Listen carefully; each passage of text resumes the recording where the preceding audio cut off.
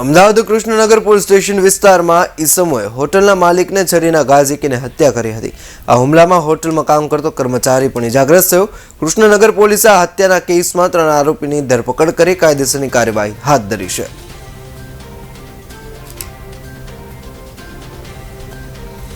Krishnanagar police station વિસ્તારમાં જે હત્યાની ઘટના સામે આવી હતી અને આ હત્યાની ઘટનામાં એક કર્મચારી પણ ઇજાગ્રસ્ત થયો છે। ત્યારે અમદાવાદ હોટલ માલિકને છરીના ઘા ઝીકીને હત્યા કરનાર 3 ઇસમોની પોલીસે ધરપકડ કરી છે।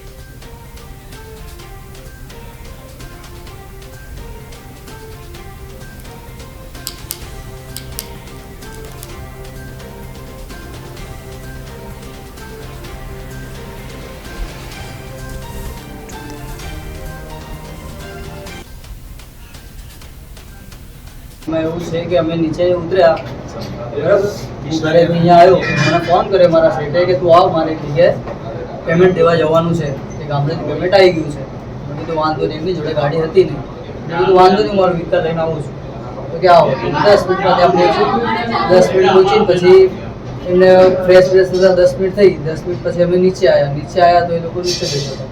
કોણ લોકો? એ જે કાલુ અને એક બીજો જે છોકરો છે ને નામ આપણને ખબર નથી એટલું જ નામ ખબર છે બરાબર। નીચે આવ્યા તો એને મને મા બેન પર ગાળો દીધી।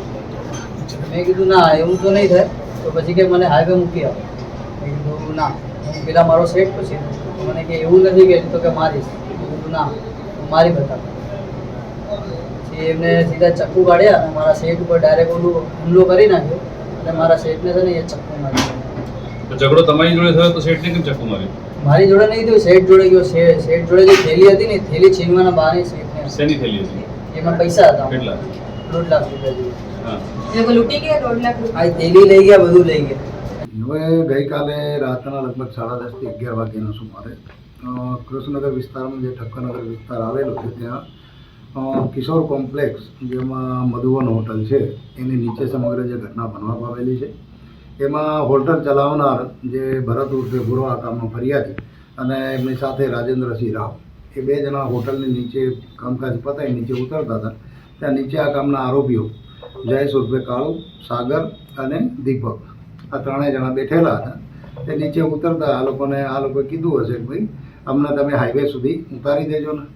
તો આ કામના જે ફરિયાદી છે એને એવું કીધું કે ભાઈ પહેલાં હું મારા શેઠને ઘરે ઉતારી આવું એવું હશે તો પછી તમને ઉતારી દઈશ। જે બાબતે આ લોકોએ પછી કંઈક બોલાચાલી ગાળાગાળી કરી અંદર અને ઝપાઝપી કરતાં 2 જણાએ આમાં પકડી રાખેલ અને આમાં જે મુખ્ય જે આરોપી છે જયેશ ઉર્ફે કાળુ એને એની પાસેની રહેલી છરી અને કાતરકોટે જે છે આ રાજેન્દ્રસિંહને જે અલગ અલગ ગળાના ભાગે, માથાના ભાગે અને પેટના ભાગે અલગ 4 થી 5 ઘા મારી દીધેલા જેના લીધે મરણ ગયેલ છે। અને બીજા જે આ કામના ફરિયાદી છે એ બી ઇન્જર્ડ થયેલી છે આમાં સમગ્ર જે બનાવ બાબતમાં। અને આ રીતનો જે છે સમગ્ર ઘટના છે તો તાત્કાલિક 3 આરોપીને અટક કરેલા છે અને અત્યારે એ લોકોને વધુ પૂછપરછ ને વધુ ગુનાહિત ઇતિહાસ બાબતેની જે તપાસ ચાલુમાં છે